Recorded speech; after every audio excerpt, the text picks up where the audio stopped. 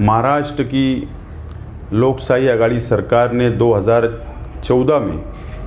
मराठा समाज को और मुस्लिम समाज को आरक्षण देने का काम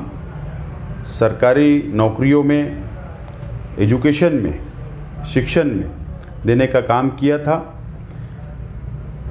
दोनों ही समाज के आरक्षण को मुंबई हाई कोर्ट में चैलेंज किया गया और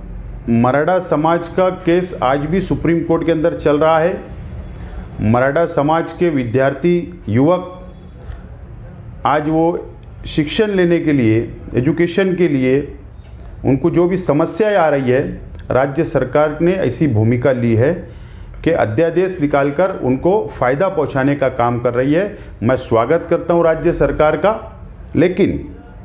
मुस्लिम समाज का जो मुंबई हाई कोर्ट ने शिक्षण में 5% आरक्षण देने का जो निर्णय लिया था, जो भाजपा की सरकार ने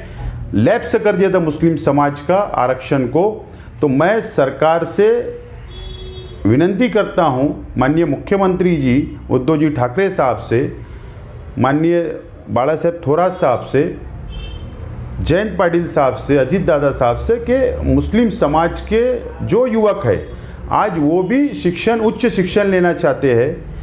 उनको भी जो मुंबई हाई कोर्ट ने शिक्षण में 5% आरक्षण देने का जो निर्णय दिया था, जो आदेश दिया था, अध्यादेश मराठा समाज के निकालो, हमको खुशी होगी। लेकिन साथ साथ में मुस्लिम समाज का भी अध्यादेश निकालकर मुस्लिम समाज के नौजवानों को भी न्याय देने का काम सरकार करे। उसका कारण है कि हम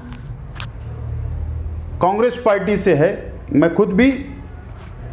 और आज मुस्लिम समाज के अंदर नाराजगी धीरे धीरे निर्माण हो रही है